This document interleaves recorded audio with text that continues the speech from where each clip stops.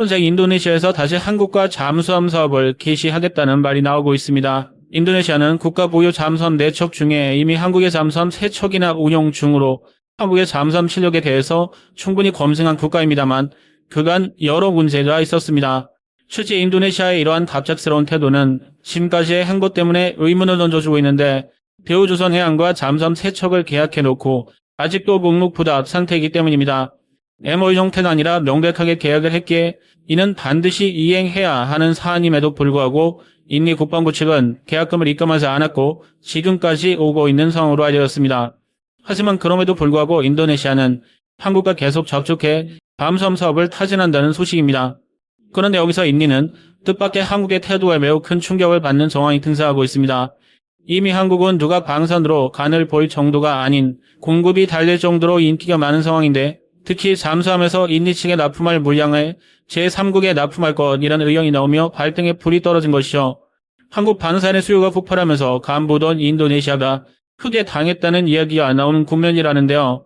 현재 인리의 잠수함이 한국에 어떠한 문제를 일으켜왔고 최근 상황은 어떻게 변했는지 살펴보겠습니다. 또한 한국은 어떤 국가의 인리 잠수함을 대신 납품할지에 대한 흥미로운 의견이 전개되고 있습니다. 우선 인리는 한국과 계약을 하고 독일 잠수함 도입을 추진하려는 황당함을 보였습니다. 복수의 군사계 소식통에 따르면 인도네시아는 지난 1월부터 독일 티센크루프 등과 함께 새로운 잠수함 계약을 위한 협상에 들어왔고 인도네시아 국방부가 움직인다는 소식입니다. 하지만 막상 인도네시아가 이렇게 독일과 계약을 추진하며 크게 곤란을 당하는 일이 생기고 있다는데요. 우선 인도네시아는 최근 군 현대화 산업의 일환으로 전군을 업그레이드하는 데 역점을 두고 있습니다.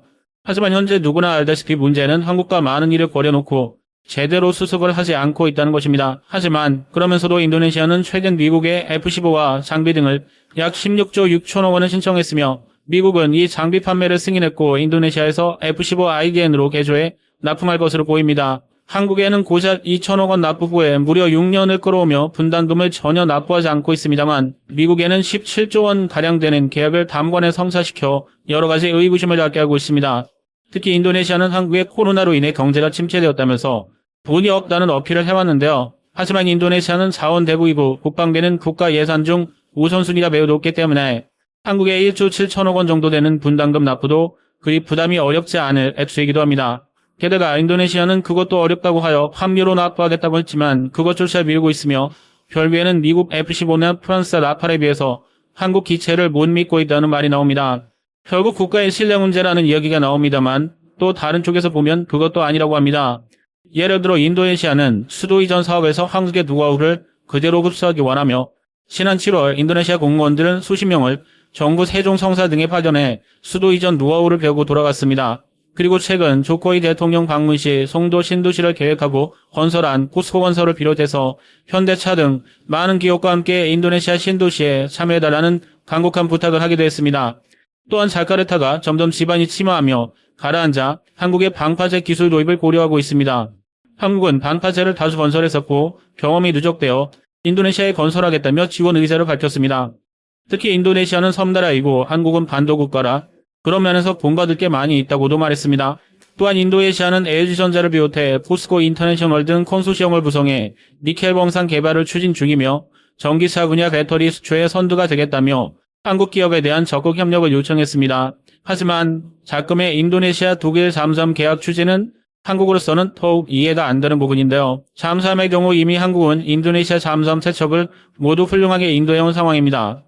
지난 2021년 최초 해외 수출을 받은 잠수함 3척은 모두 인도네시아에 순조롭게 인도되었습니다.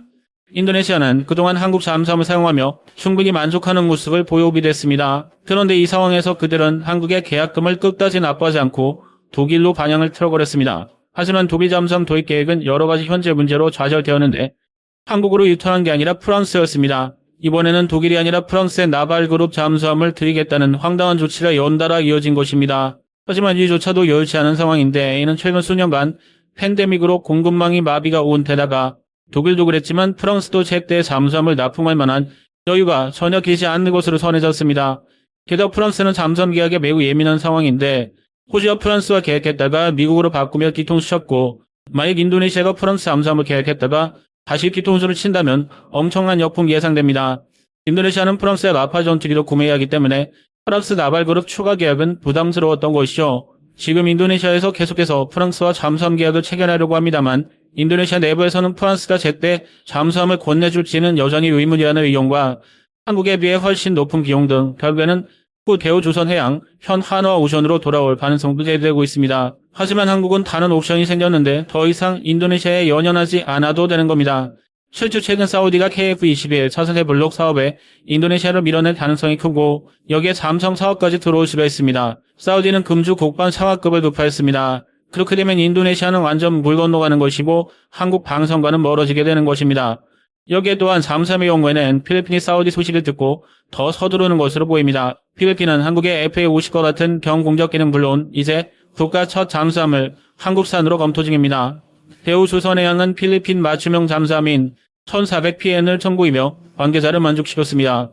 인도네시아가 당황스러운 점은 애초에 이 모델이 인도네시아가 발주한 장보고 3급의 고사양 장비 모델로 한국은 필리핀이 원한다면 즉시 인도네시아 모델을 필리핀에 먼저 건조해 인도할 것으로 보입니다. 또한 한국은 잠수함 2척의 승조원 교육훈련과 종합군수지원 등 패키지 D를 제안했습니다. 이런 것에 독일이나 프랑스 등은 속이 매우 게으르며 추가로 소요되는 비용도 큰 것으로 보입니다. 하지만 한국은 납기나 일 처리를 생명과 같이 지켜 필리핀이 한국을 신뢰한 만큼 보답할 것입니다.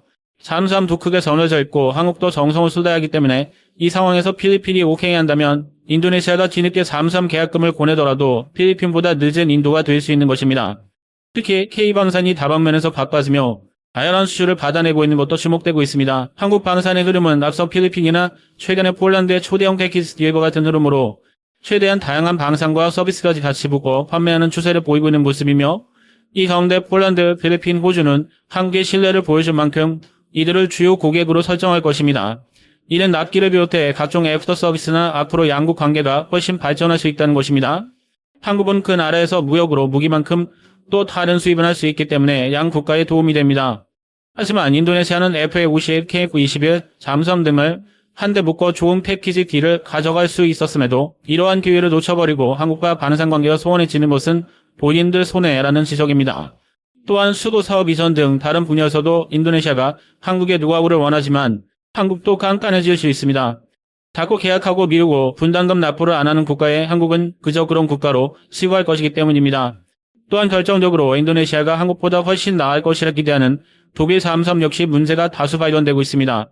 한국 방위사업청은 장보고2 잠수함 사업에서 기준치 이상의 소음을 발생시킨 원인을 제공한 독일 티센그룹프에 손해배상을 청구하면서 해당 문제의 규명을 요구하기도 했습니다.